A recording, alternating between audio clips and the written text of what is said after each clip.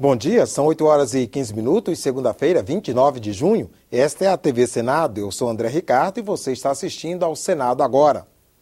A medida provisória 670 tranca a pauta do plenário e a lista de propostas polêmicas para análise dos parlamentares só aumenta. Confira na reportagem de Mariana Capello. A pauta do Senado começa a semana trancada pela medida provisória que atualiza a tabela do imposto de renda. A correção varia entre 4,5% e 6,5%, de acordo com os rendimentos do contribuinte. Outras duas MPs chegaram ao plenário. A que muda as regras do emplacamento de veículos agrícolas e a que prorroga a política de valorização do salário mínimo até 2019. Essa última foi aprovada na Câmara com uma emenda que estende o reajuste aos beneficiários da Previdência que recebem mais de um salário mínimo por mês. De acordo com o governo, se a alteração for mantida pelo Senado, o impacto seria de mais de 9 bilhões de reais ao ano. Não há conta no Brasil que suporte uma medida dessa, né? E eu não tenho dúvida nenhuma que o Senado Federal vai mudar esse texto, porque é um texto absolutamente incompatível com a economia brasileira. Para o líder do governo no Senado, alterações na Previdência trazem impacto em curto prazo. Ele afirma que até a oposição estaria preocupada com o texto aprovado na Câmara. Não tem a mínima condição de ser aprovado aqui e mais, é capaz até que a base e a oposição se unam contra o que foi aprovado na Câmara. Na terça-feira, os senadores devem se reunir numa sessão especial para discutir um outro projeto que está na pauta. É a proposta do senador José Serra, que desobriga a Petrobras de ser a operadora única do pré-sal e a investir 30% nos consórcios de exploração. Este não é o único texto do senador Tucano que está na pauta do Senado. Ele também é autor do texto que altera o Estatuto da Criança e do Adolescente. Ao contrário do projeto que altera a Petrobras, este outro tem o apoio do governo para ser aprovado. Os dois pontos principais são o que aumenta de 3 para até 10 anos o tempo de internação do menor infrator. Assim, o jovem pode ficar internado até os 26 anos de idade, sendo que entre 18 e 26 anos ele estaria num regime especial de atendimento, separado dos outros presos. O segundo ponto é o que endurece as penas para quem envolve menores de 18 anos em práticas criminosas. Com a mudança, a pena para quem aliciar menores de idade passa de 2 para 5 anos e o tempo pode dobrar se o crime for hediondo. Vamos conhecer agora a agenda das comissões para esta semana com o repórter da Rádio Senado, Roberto Fragoso. Bom dia, Roberto. Bom dia, André Ricardo. O Senado retoma nessa semana a votação do projeto da Lei Geral das Religiões, que está parado desde 2013. A proposta está na pauta de terça-feira da Comissão de Assuntos Econômicos e declara livre a manifestação religiosa em locais públicos, desde que não atrapalhe a ordem e a tranquilidade, além de prever que o plano diretor das cidades destine espaço para fins religiosos.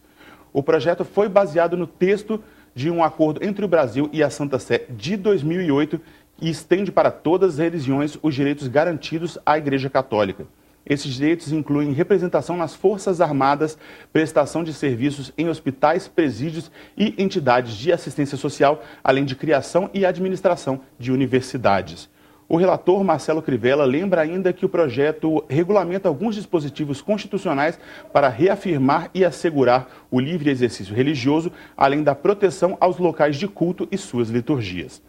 Também na terça-feira, a Comissão de Educação promove um debate sobre a implantação de um preço fixo para os livros no Brasil. Foram convidados o ministro da Cultura, Juca Ferreira, representantes do Ministério da Educação, de editoras e livrarias, além de escritores.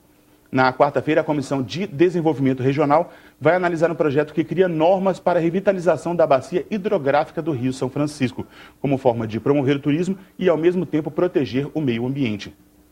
Também na quarta-feira, a Comissão de Assuntos Sociais vai promover um debate sobre o Pacto pela Redução da Mortalidade Materna e Neonatal. André. Obrigado, Roberto. A Comissão de Direitos Humanos realiza às 9 da manhã audiência pública interativa para discutir a situação de Amy Galvin. A menina é filha de uma brasileira e um americano e atualmente está sob custódia do pai, mas a mãe está reivindicando a guarda da criança. O requerimento da audiência cita o abaixo-assinado online criado pela mãe, Carla Albuquerque. Nele, a brasileira relata que, ainda grávida de Amy, sofreu violência doméstica e se separou do americano Patrick Joseph Galvin. No divórcio, a justiça americana assegurou ao pai o direito de ver a menina sem supervisão. Em 2010, dias antes de Amy completar 3 anos de idade, Carla denunciou Patrick Galvin por abuso sexual da menina. Foi quando ela descobriu que ele é fichado na Flórida como agressor sexual, culpado de abuso da enteada em 1995. Depois de 1 ano, o caso foi encerrado e a justiça americana determinou que as visitas do pai recomeçassem. Carla se recusou a cumprir a ordem judicial e fugiu com a filha para o Texas, até que em 2014 foi presa e a menina devolvida ao pai. A avó materna de Amy estará na audiência pública da CDH. Também foram convidados representantes do governo e do Conselho Nacional de Justiça. Nós achamos que seria importante reunir as autoridades brasileiras e identificar o que é que, além do que já foi feito, o Brasil pode fazer para esclarecer o caso e garantir o melhor encaminhamento para essa criança. Você pode participar da audiência pública pelo portal e-Cidadania em senado.leg.br/audiência interativa ou pelo Alô Senado, no número 0800 61 2211. A comissão de especialistas que vai elaborar uma proposta para modernizar o Código Brasileiro de Aeronáutica tem reunião de trabalho marcada para hoje às 10 da manhã. O grupo é presidido pelo professor de Direito Aeronáutico e Aviador, Georges de Moura Ferreira, e tem 6 meses para concluir os trabalhos. E mais 2 comissões também têm reunião nesta segunda-feira. A Comissão de Ciência e Tecnologia faz audiência pública às 4 da tarde para discutir a integração das universidades com o setor empresarial na promoção do avanço técnico-científico para a inovação. E a CPI que investiga o assassinato de jovens faz audiência com especialistas em segurança pública a partir das 7h30 da noite. Ambas as reuniões são interativas. Perguntas e comentários poderão ser encaminhados pelo portal senado.leg.br/audiência interativa ou pelo telefone do Alô Senado 0800 61 2211. A ligação é gratuita. Avança a criação do Banco do BRICS, o grupo formado por Brasil, Rússia, Índia, China e África do Sul. O Congresso brasileiro acaba de aprovar a iniciativa. Em pouco mais de uma década, o BRICS deixou de ser uma sigla e virou uma coalizão. Também foi além do que se esperava em termos de desempenho econômico. A previsão inicial era de que o produto interno bruto do grupo chegaria a 14% do PIB mundial em 2010. O número final foi 18%. De certo modo, a velocidade dos BRICS, como uma organização, como uma instituição, surpreende alguns. O BRICS agora trabalha para tirar do papel um banco de desenvolvimento próprio que vai financiar projetos de infraestrutura em países emergentes.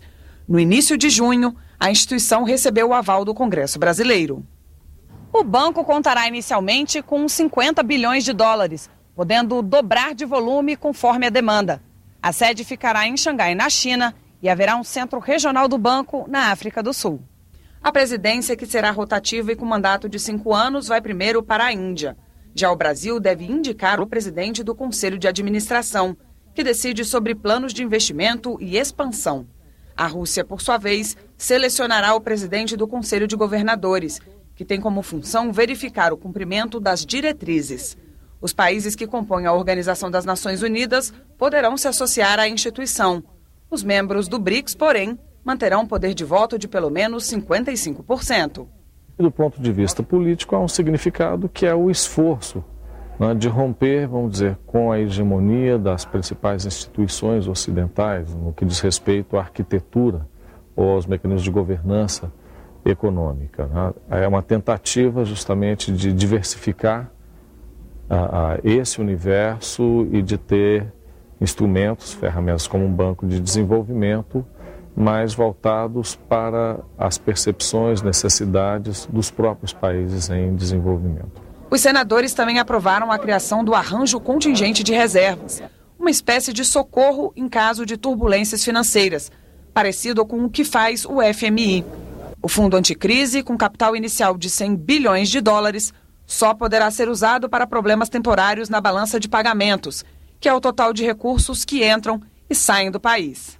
É uma proteção, especialmente para os BRICS, e, portanto, uma proposta sem mexer no orçamento e sem impacto fiscal, absolutamente procedente para, de certa maneira, em situações aí de emergência, os países que pertencem aos BRICS se protegerem de eventuais crises internacionais. Para especialistas no assunto, só o tempo vai dizer se as iniciativas terão o peso desejado.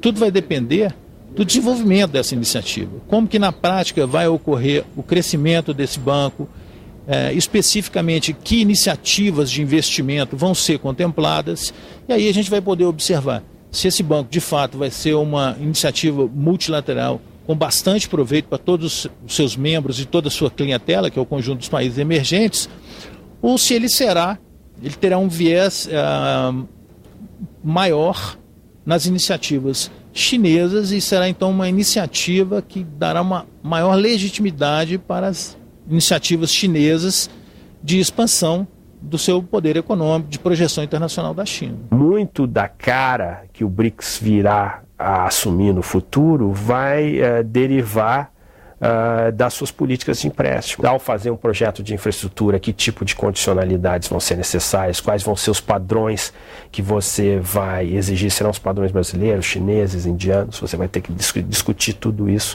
coletivamente e chegar a uma formulação que vai ser importante. Ficamos por aqui. No decorrer do dia você acompanha outras informações nos boletins do Senado Agora. Enquanto isso, continue assistindo a nossa programação.